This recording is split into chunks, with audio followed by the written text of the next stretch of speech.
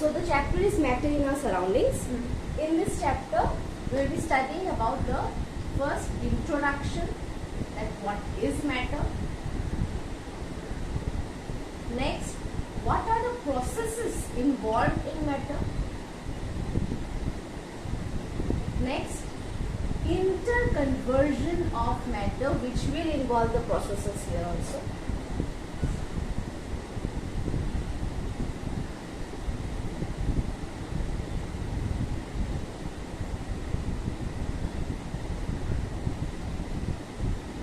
And then there will be one part where we will be discussing about the conversion of the temperature scales, Kelvin and degree Celsius.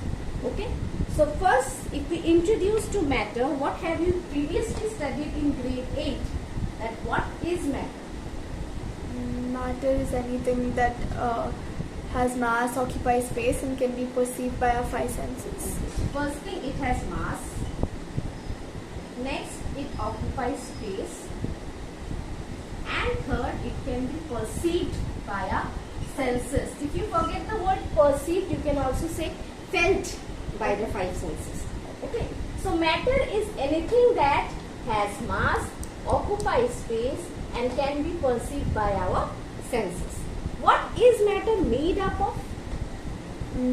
Atoms and molecules. Atoms and molecules. Which is the smaller, atom or molecule? Atom. Atom is smaller than molecule. That means the tiniest substance that is present is atoms. One atom plus two atom, can this make it as a molecule? Yes, ma'am.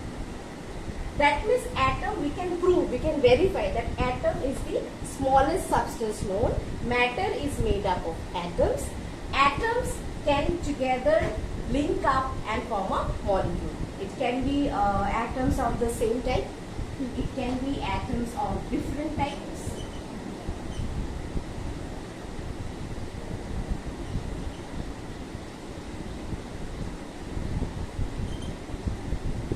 Okay, like water molecule is formed by two hydrogen and one oxygen atom. Okay, so this is atom where there are different types. This is atom where there are same types. But both can form a molecule. This is molecule of similar atom. This is molecule of different atoms. Yes, ma'am. Okay. So this is what is the composition of matter. Now, if we come to the postulates of the kinetic theory, what are the things that are involved in the postulates of kinetic theory? So it involves how greater is the kinetic energy in each. First thing that we talk about under postulates, can you name that? Intermolecular force. Intermolecular force of attraction. Intermolecular force of attraction. Second one? Intermolecular space.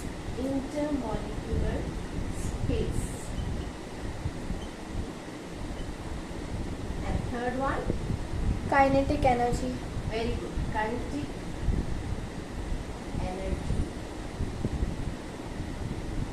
Now, what happens in solid, what happens in liquid, and what happens in gas? That is what is main concern.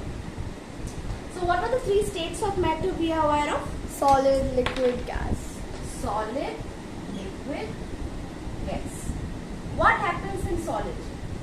In solid, the intermolecular force of attraction is maximum because they are tightly packed and and they don't have any space to move around. Okay. And in liquids, the intermolecular force is also pretty good, but it is not as high as it is in solids.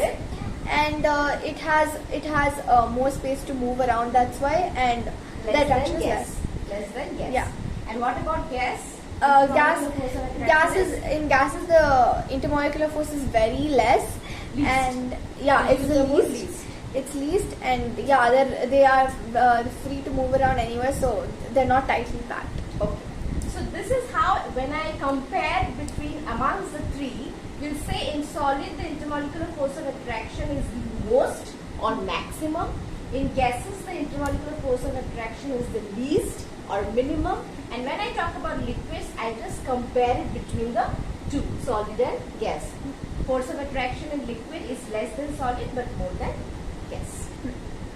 Okay, so if I tell you the order, give me the increasing order of intermolecular force of attraction. How will you show? Gas, liquid, solid. How will be the arrow? Like it's gonna be pointing towards liquid first, then it'll be pointing towards solid. This one? Yeah. So intermolecular force of attraction is greatest in solid, then liquid, then in gas.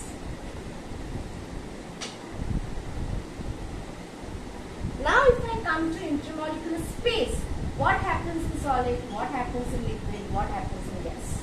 In solids, the intermolecular space is very less because they're very tightly packed and they have barely any space to move around.